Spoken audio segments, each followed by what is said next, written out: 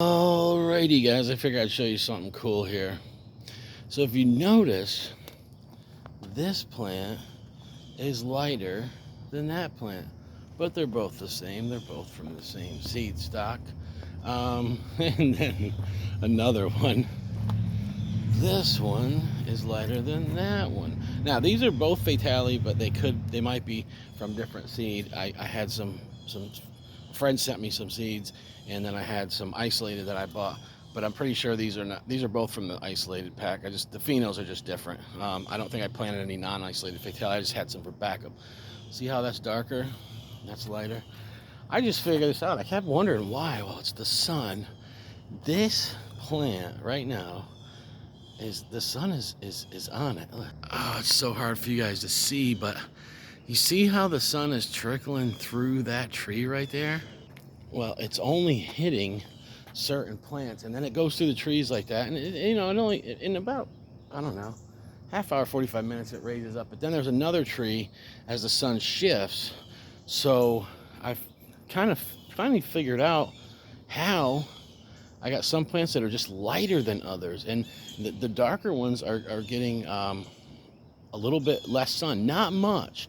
It maybe is 45 minutes, maybe an hour less sun, but for some reason the ones that are getting blasted. And this is another example. This plant right here, if you see how this son of a gun droops really bad every day, and there's the same plant. These are both Papadrettis right there. That one's darker, and it doesn't droop as much throughout the day. So this one is actually getting some of that trickle right now, and then as the sun moves over, it actually shade comes upon this one first.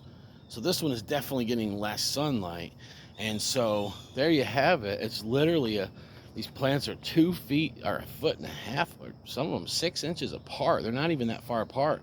But just so happens the way that sun trickles through, and I'm noticing it now. It's like these plants right here are getting that first hit, and then it's going to take a while before it gets all the way over the treetops. But anyways, let me show you guys some peppers. Here we got some. Oh, look at those Bohemian goats right there.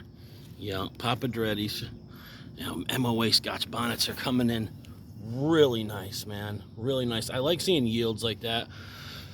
I don't fertilize, so sometimes I don't get crazy yields. These are Tangerine TSs. They're not showing any kind of promise for high yields, and no one ever claimed that they do. KSLS, and then I don't know, whatever this plant is. This was a non-isolated KSLS. Can you believe that? That was out of a KSLS pepper. Huh. Yeah, so another weird hybrid. That thing I'll probably ripen to red or chocolate just by looking at it. There's some Fatali. Look how skinny those ones are. I had somebody give me some Fatalis last year. It looked just like that. And then there's some more Fatalis. Those are both isolated. I remember I didn't grow that many. I took them out of one seed pack.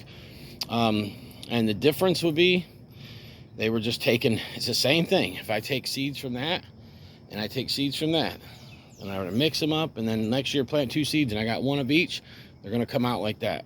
The pepper's been around for a long time. So whatever pheno you get, and I've had Fatalis that were stubby and kind of shorter. Got them in a mixed box before. I've been like, what's this? And somebody said Fatali. I'm like, okay. And I've had them before. Well, they're long and skinny. I've had them before. They almost look like I don't know, I've had them look like a ghost. Some of them that look almost like a Primatali. Yeah. Look at the white knights.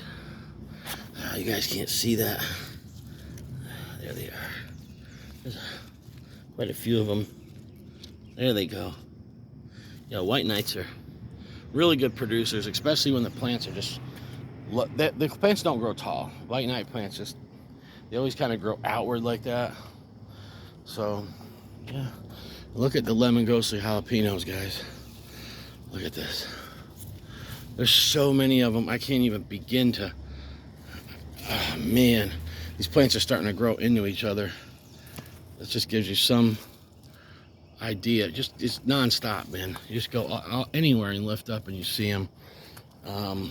These are just as a mass right here. I did not expect it to be this bushy and this good. I mean, I knew it would be okay, but there's just so many in there. It's gonna be kind of hard to see when they're ripe. I'm just gonna have to go in like that and check every day, because you can't look and see them. And we got 7-pot primos. Look at that. Primo Army, guys. These are isolated 7-pot primos too. From Jimmy Pickle Seed Stock. There's a nice one. There's a nice pheno right there.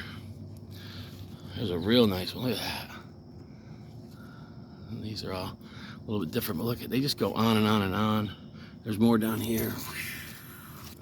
And we got, oh, we see some ripage. There's a lemon ghosty jalapeno, nice and ripe. More over here. See another ripe one back in there. Bam. Yeah. So just wanted to show you guys the peppers. I did my first pepper review, Super Hot, of the Super Hots last night. Oh, listen. Anybody that watched my video last night, if you haven't, go watch it. I got my butt kicked from a half of a chocolate primo. I ate 3/4. I ate a half, then I ate a quarter. Mrs. Bull Cow, I gave her a quarter of a little tiny pepper.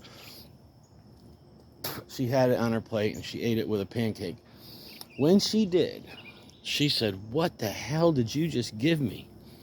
I said, "That is that pepper. I told you it's hot." She goes, "No, that was something different. That was on some like whole nother level." Like she was like, what? She was so impressed, man. And you guys know Mrs. Bull Cow has a natural heat tolerance. Like she doesn't, even though she don't like pods, eating whole pods by herself, she eats tons of peppers with her food and chews bites. You know, she'll take bites of them and she'll cut them up, but it doesn't matter. She got rocked off it. She was like, "Holy cow!" So yeah, those chocolate primos are a cut above the rest. All right, guys, I'm gonna get going. Love you. Peace.